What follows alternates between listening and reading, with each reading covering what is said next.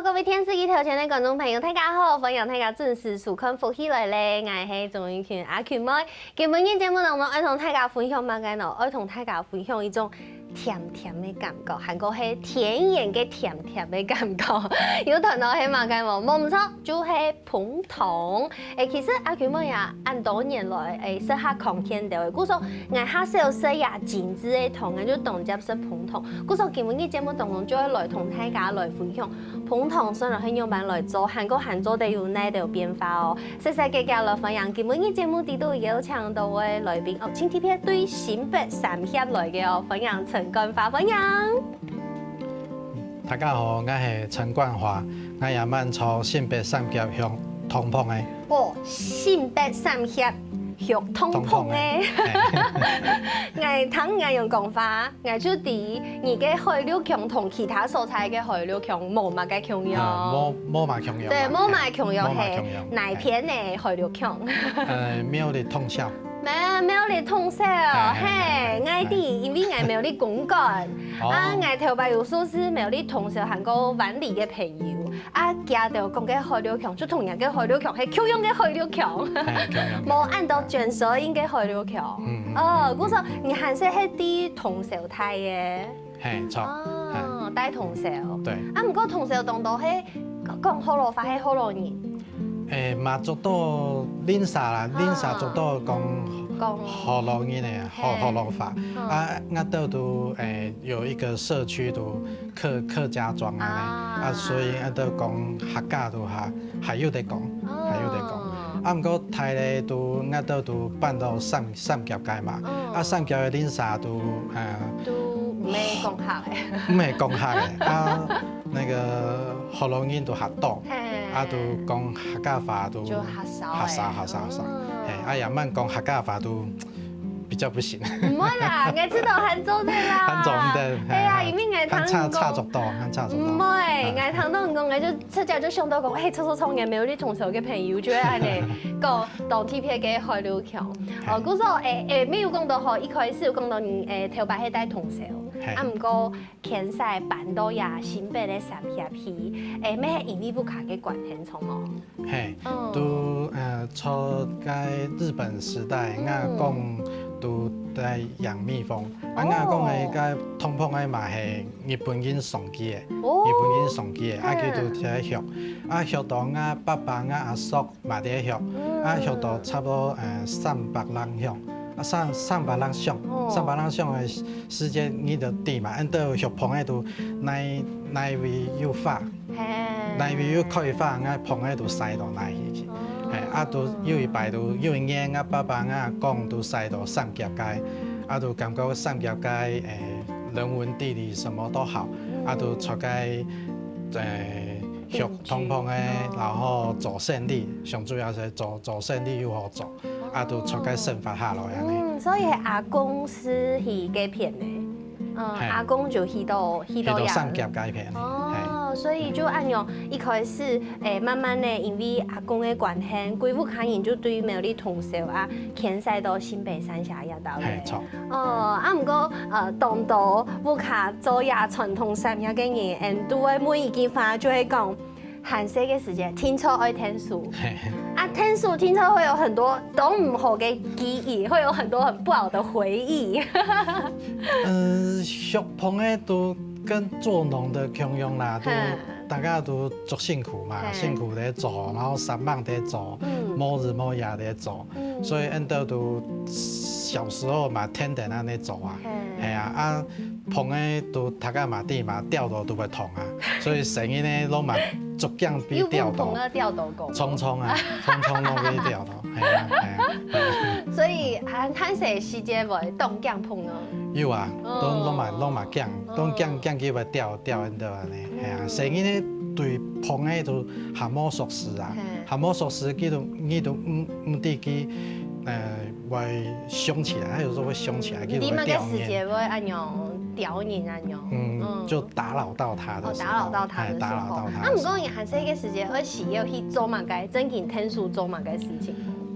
小时候就杂工啊，嗯，对啊，就是爸爸记得在遐看棚诶，俺都从旁边都收拾什么东西，啊，叫买个东西，俺都装本机安尼，系啊。啊，唔过唔会吃到讲，我长大一定要接手做养蜂这件事情。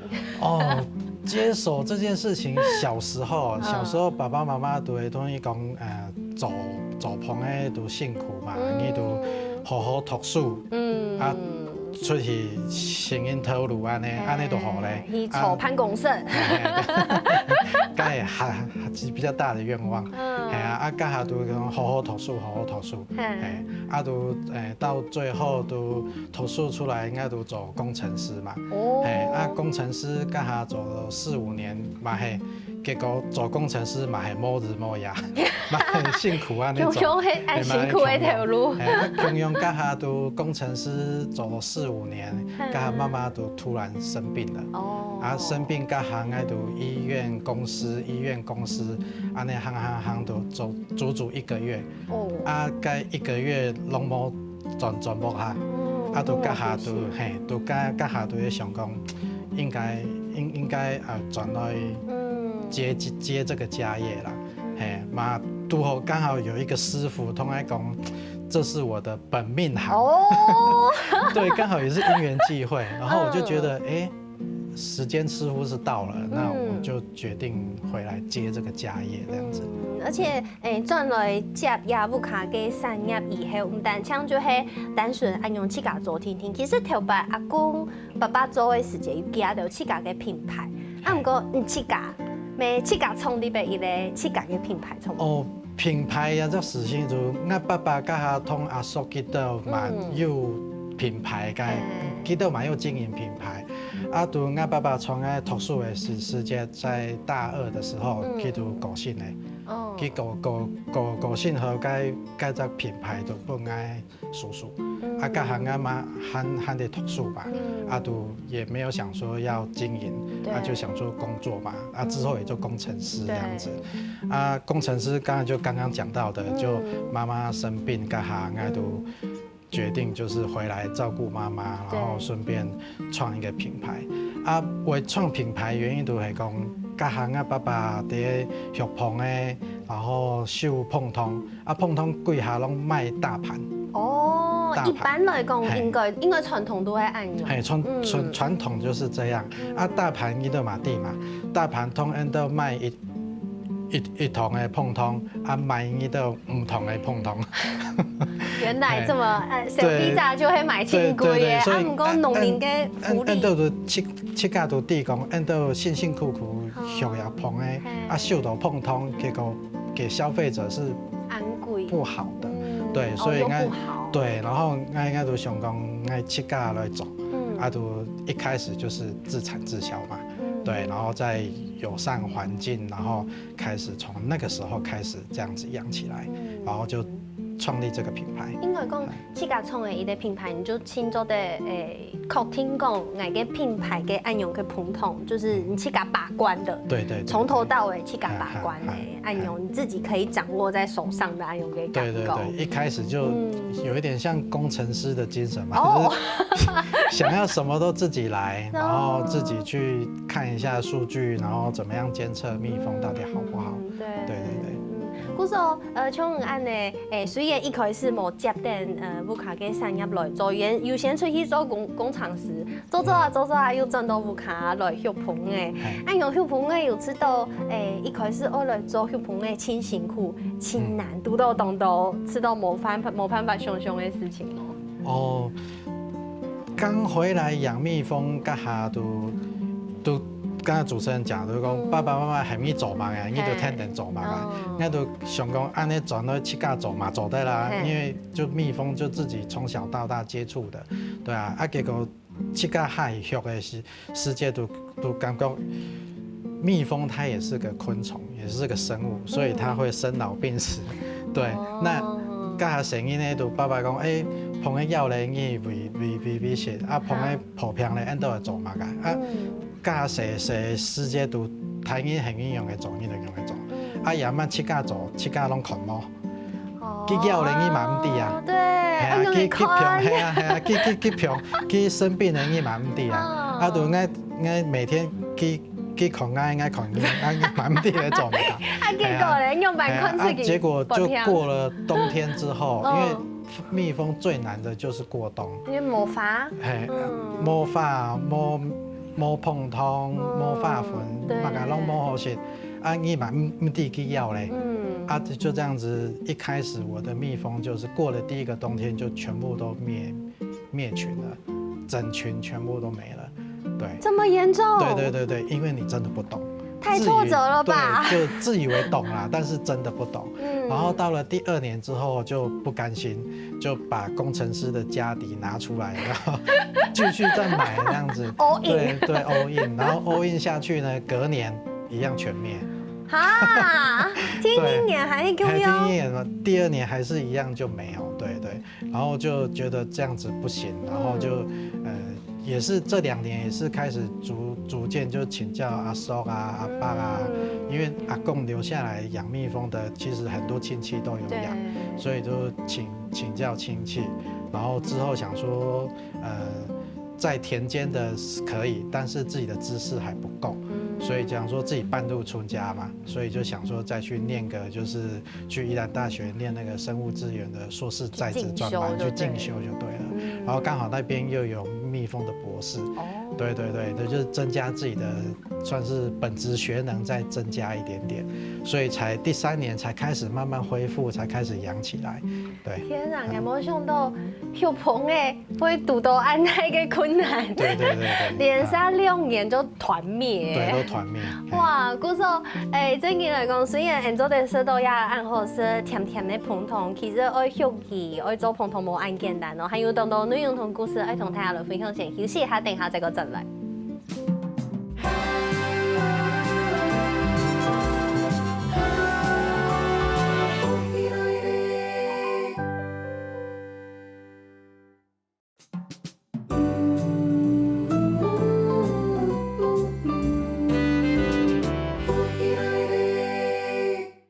好，欢迎大家又真到福喜来咧！我係钟永權阿權妹，今日嘅節目當中同大家來分享捧糖韓個血捧嘅，因為剛下講法同大家講嘅非常多，原來血捧嘅按辛苦，會讀到按多，你唔知會讀到乜嘅事情按多困難。啊，唔過經過2年，第3年過後，漸漸嘅又較好嘅。啊，唔過寒天有件事情，唔講係頭擺也係一下，寒天對捧嘅就係一件挺辛苦嘅事情。对不对？故时等到你会讲，寒天嘅捧就会喂其是糖水，啊，他就知道什么？你用做的喂捧是糖水呢？啊，唔过其实今日要同大家来讲，也就讲样係唔錯嘅，寒天捧就係冇東西好食，好不好？我們請頭家同大家來分享一下，為什麼要做這個動作？其实这个问题很好，会提出来原因只是想要让大家知道哦。我们冬天其实喂糖这件事情，是民众来讲认为它是不对的，可是对蜂农来讲，我们是为了要维持它的族群继续可以过冬。对，因为蜜蜂本身在一只碰上地板有几多只蜜蜂吗？猜一下。6000。答案是6万。6万。对。一只碰上地板有6万只蜜蜂，所以你看它太挤了吧？对，所以呢，它挤的原因好的原因就是它能够那个稳定温度，恒温，所以对，所以冬天的时候记得聚在一起的时候，记得就会恒温这样子。那如果说蜜蜂的量不够的时候，它是不是它的温度就起不来？那起不来就会浪死。就会浪死，就会破片啊呢，所以按都会喂足够的糖水，然后喂足够的花粉团，不给的些，就是要喂饱它们，然后维持它们过冬。所以一般民众会认为说，我们在做这个动作的时候，你采出来的蜜就是假的，通水，都通水不给的些啊呢，啊，但是这个。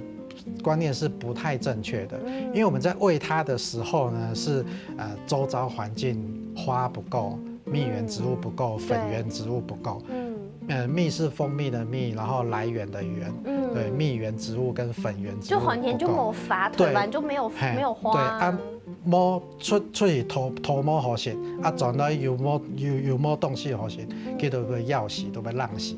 所以我们喂这些东西给它，是维持它的生命。然后维持它协助过冬。那到了春天就春暖花开了嘛，啊，碰痛就倒嘞，花嘛倒嘞，啊，记得去采柚，转来又好吃，啊，又好吃，食到踢倒嘞，到长去收起来，有一点像互利共生啦。对，互利共生。你要先协助它度冬，给春天的时间再做点出去，才一个条花没转来啊，才可以有蓬头好生啊。对。所以就是小时候阿公啊爸爸都跟你讲，你冬天学食要本去到石头包，春天佢就会温你。哦，就会把你是会传签啊呢。哦，所以你要的寒天的时间还会去给它做这个蜂蜜的粮食，对不对？对，那个叫做花粉团，主要最大的那个就是那个黄豆粉。哦，黄豆粉，它会吃。会黄豆粉，筋膜的黄豆粉，然后最大量的砂糖。大家都知道通膨的嘛，因为叫血通，啊通的还黑豆的，对，啊就大量的砂糖，对，然后加蜂蜜，哦，然后花粉，感觉很好吃哎，感觉拿来做黄豆糕，人好像也可以吃。其实跟你嘛做得写，哦，有时候，有嘛，按到时机又甜毛啊，啊那又甜，按到长辈微碰的本机都写安尼。这个好好玩哦，我好想去做，然后做来自己吃。哦，好有趣哦。它就是会有一团这样黄黄的。对。啊，你看到刚刚那个盘子上面的那个就是砂糖。一坨哦。对，白色的那个就是砂糖。对。所以真紧爱经过要到歌唱春天，将会有好色的捧桶啊，捧桶爱好啊，当然没有经过就是头家动辛苦去照顾家的。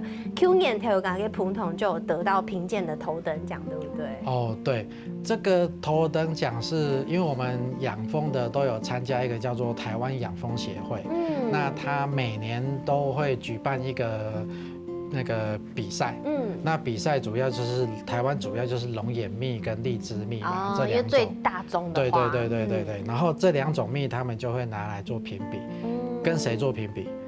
就是全台湾的蜂农。全台湾的蜂农，对，全台湾的蜂农。那第一关当然他们有一个叫做科学验证的，叫做 CNS 1305，那个是科学验证你这一瓶到底是不是纯蜂蜜。通常第一关大家都会过，为什么？因为大家就是蜂农采蜜的嘛。对，那没有那么多人想要放糖水啊。对，然后最后一关就是感官品评。感官品评就是集合各大的教授，然后业界的人士，然后来评比你这个龙眼蜜是不是我喜欢的。哦，对，很主观哎，我喜欢的。对，但是他们应该都有经过专业的品评啊，所以他们鼻子嘴巴应该都是统一的。对，希望对。然后之后他们评出来分数之后，就是大概蜂农300多位，大概会有30几位会可以得奖。哦，对，但30几位还有分头等。对，然后最前面的2名有一个叫做特等奖的，对，但是那个可遇不可求，那个就是很吃经验的，对，然后头等奖的话也是前30几位，其实也不是那么的容易，对啊，真的啊，去年得奖的已经全部卖枪的，哎呀，还这个菜新的一年呢，对，准备再过去比赛耶。对，所以也有这个百花蜜、龙眼蜜、荔枝蜜，传统的蜂蜜。传统的按照秀的蜜都牛年嘛，荔枝嘛，荔枝就是百花，随便他采。对，百花顾名思义都那片又发，按照就是那片。对。不过我看到其实冠化其七家嘅盆桶有一种盆桶，我喺头摆忙时看过嘅，很多熟成蜜。我想说熟成蜜係乜嘅意思？先小解一下，熟成蜜同一般的盆桶有乜嘅冇共用？熟成蜜其實都之前回來學養蜜蜂，家下咪講有去大學在進修研究所，對，家下都通教授有出國去參訪其他國家的养蜜的养蜂蜜的方式，对，然后看他们怎么采收。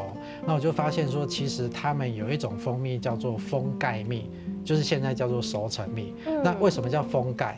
封是封住的封，然后盖，对的，封减起来，对，减起来。哦，然后盖就盖子的盖，封盖蜜。那封盖蜜会产生封盖蜜的原因，就是因为它们，我简单讲一下好了。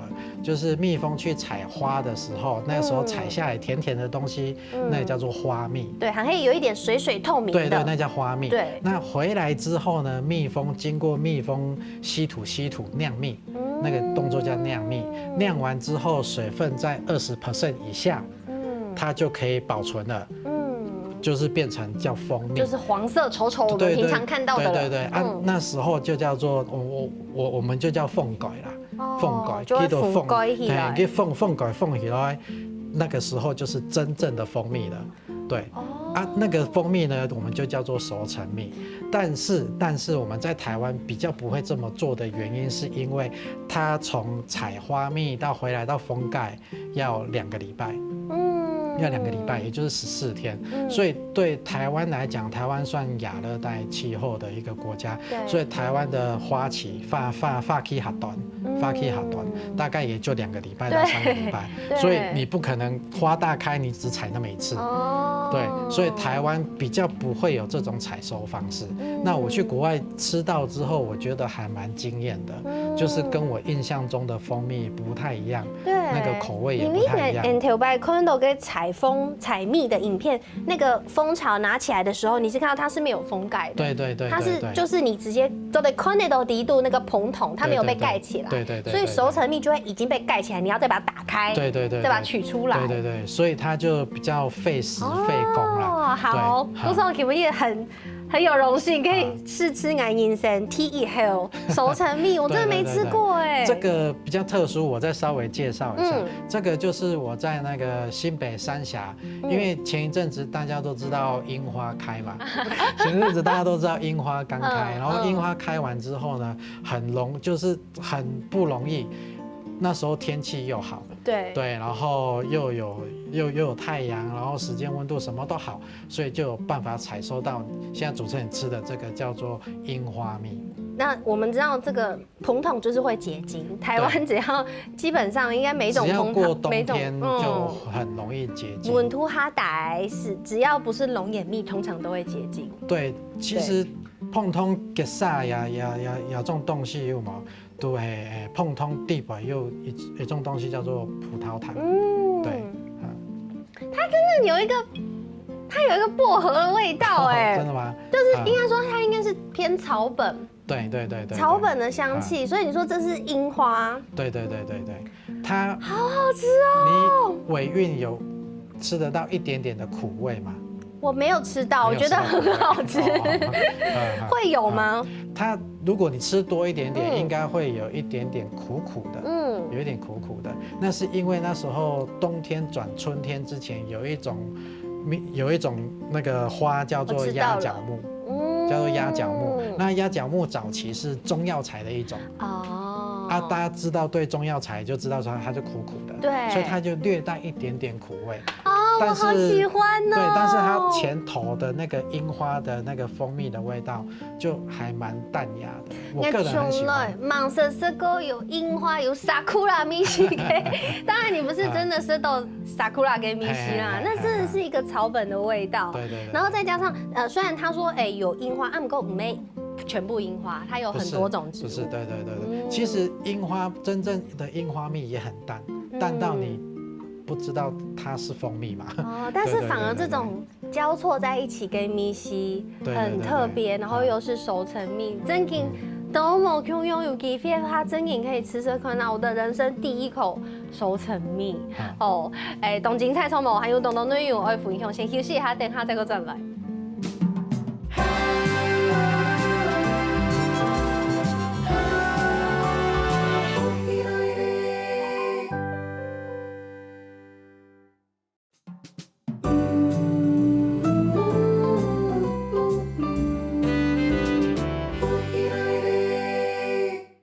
分享大家又转到福喜来咧，我是总一群阿群妹。今日嘅节目当中，同大家来分享东吴琼涌嘅盆塘，出题也係三峽來嘅。真嘅當時有談過三峽出產的蜂蜜，但是三峽的蜂蜜機還有青提配咧係我家下食到嘅人生第一口熟成蜜，然後係用我冇辦法想象原來那個盆嘅。盆桶做久哎，它会把它封起来。我从来没有吃过这样子的，对，封盖蜜，算是长知识了。所以条家用亚种封色，就是后西北国外家的做盆桶的方法。然后再把台湾的蜂蜜也做成这样子的熟成蜜的形式啊，大家有几批做带来吃这款啊，而且命名的部分也非常有趣，它是用节气来命名的。对，节气，因为我刚刚讲了嘛，就是说它。蜜蜂从采花蜜回来变成蜂蜜需要14天，对，那14天刚好农民历刚好是一个节气，24节气，对，刚好是一个节气，那就是当下采到的蜜，我就以那个节气取的名字。原来，所以樱花的是立春，对，很棒哎，这个我觉得很有台湾特色。对，除了亚东有台湾，其实一个那个也是算是老板的新产品，我觉得也很有台湾特色。对，水果蜂蜜。对，这个新产品主要的发想是说，按照嘛，第一按照小朋友来开，我很常讲来开发都听人来都塞到来去，所以应该都提供亚曼台湾的水果盛产是什么。对啊，盛产之后呢，大家就知道盛产完就是过量过剩，那过剩之后那些水果呢都会大部分都要么就丢弃，要么就打果汁。那我就趁那个时候把那个果汁收起来，然后加到蜂蜜进去，然后让大家品尝就是大家牛眼啊、梨子啦以外的口味，然后又是水果，然后又是台湾接受度最高的，所以我就想说把它做个结合。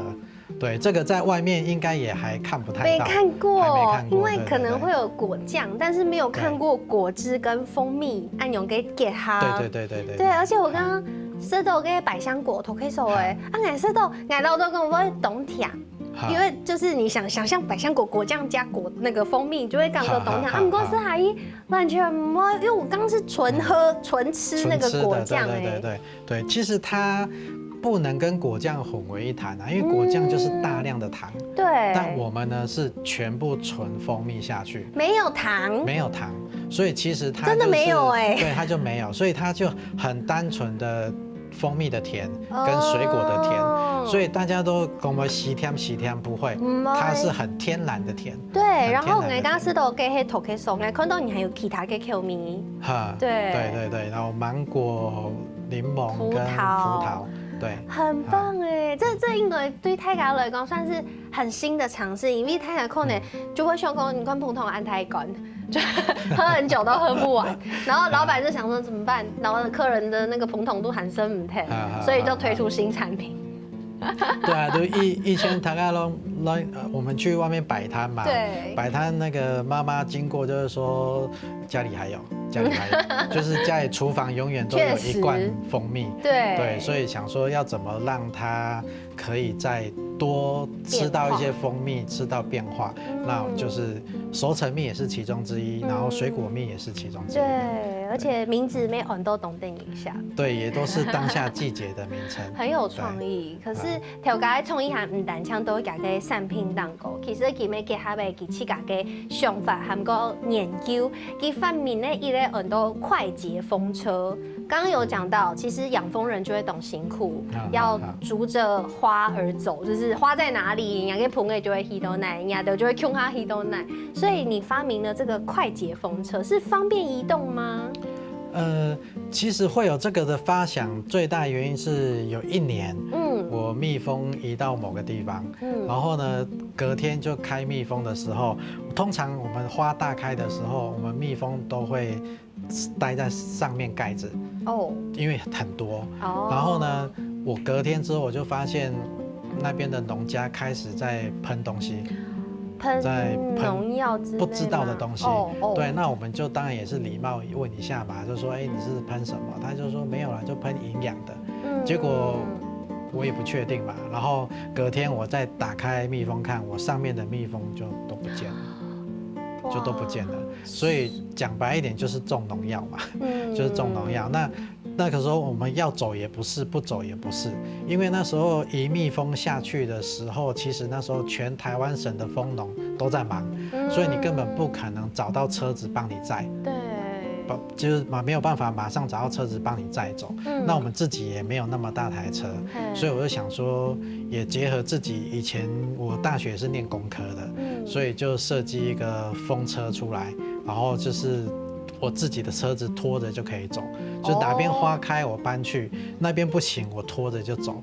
对，就是我们现在 condo 跟亚胸片，它是一个可以对拖拖着，它是一个拖拉式的。对，然后那个柜子是自己特制的吧？对，那个是特制的，因为我们蜜蜂在工作需要有个工作区。那如果说箱子像一般蜜蜂的箱子的大小的话，其实蜜蜂躲在外面的话，它会爬不回去，因为你像它车子，它有点像住高楼大厦嘛，你躲在门口，它爬不回家。所以我们后面会有一个工作区，所以你现在看到那个蜂箱会比较大一点点，稍微大一点点。但也因为它大一点点，所以它蜜的产量也比较多一些。对，然后还有五彩缤纷的颜色。哦，对，五彩缤纷的颜色是因为蜜蜂它蜜蜂对红色是色盲。哦，看不到红色。对，看不到红色，所以我会给一些其他颜色，让它认自己家的气味跟那个。跟我们人眼不一样的颜色，它会认那个颜色进去。我以为你是为了好看，你知道吗？好看也是，然后五彩缤纷也是，然后蜜蜂也是。对，那这个特别讲一下，这个就是结合我那个以前练的那个，就是它是sensor，它是放在蜂箱里面的，可以侦测气温跟声音。对，然后气温跟声音的时候，我就会知道说我在家里知道这一个蜂箱是什么。它有联动到你的其他行动的仪器。以前我们养蜜蜂不是一箱一箱开嘛，然后要检查它里面的状况，然后一天就过了。可是如果我有这个 sensor 之后呢，我早上起来打开 app。看一下我就知道今天的状况是什么样。这是你自己发明的？对，这是我自己做的。太厉害了吧！对，好强哦！然后就想说以后这件事情我养蜜蜂你要跟你的阿叔跟阿爸讲吧。没办法，因为那个还太贵哦。对，那个还太贵。对，所以就是只能说先用自己的兴趣先把它做出来。是去研究。对，先研究出来，但是成本关系啦，目前还是希望它能够量化再说。对。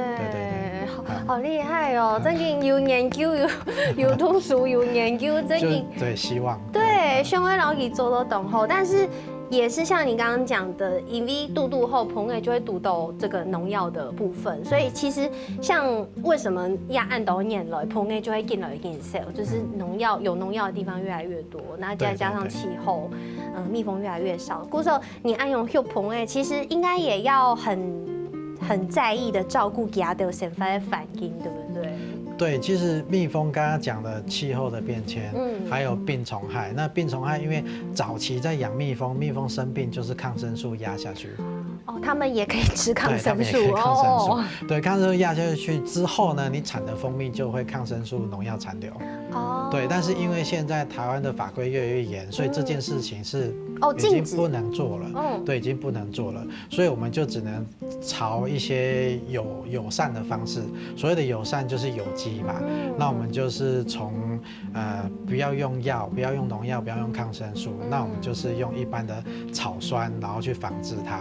但是草酸防治会比较辛苦一点点，比较慢，对，会比较慢，对，所以就是还是要花一点感情跟他们培养一下，对，希望他们能够接受这样，对。古时候像灌化这样子，可以是小朋友都也还有几久的时间呢？到今年差不多15年有嘞，15年，哇，咪15年嘞，15年。跟生下来对未来来讲，还有乜个想做的，期望可以做到的？哦，想做的其实很多，做不完。对啊，还要做农的就是这样做不完。当然就是刚刚那个快捷风车，我想要再更精进，强化它，对，更精进，因为那个只是粗略的东西，但是其实它还有很多东西可以玩。对，因为我发现国外已经有做机械手臂了。哦，已经有做机械手臂，那这件事情也很好玩，我也会往那个方向。对，然后再来，其实大家也知道，我们卖蜂蜜，这件事情说到底，它还是一个原料，它还是卖原料，所以我希望从原料再发展出各种不同的东西出来。所以新产品开发，我可能还会一直持续在做这样子。非常鼓励，同腔的，也知道主持富起来按多年，有看到台湾嘅农业技术一步一步一彻底嘅向前，一彻底嘅进步。我就希望大家爱多多支持台湾的农产品哦。今日也谢谢干发来到节目当中，谢谢。每上วัน天时嘅条件，观众朋友嘅舒缓休息一下，强下来做运动哦。大家知道有节目好看冇啊？我記得啦，我來富起來嘅面書傾站，韓國客家電視台嘅 YouTube 頻道，咪記得我來傾站訂閱，韓國也影片嘅連結啦，記得我分享出去哦。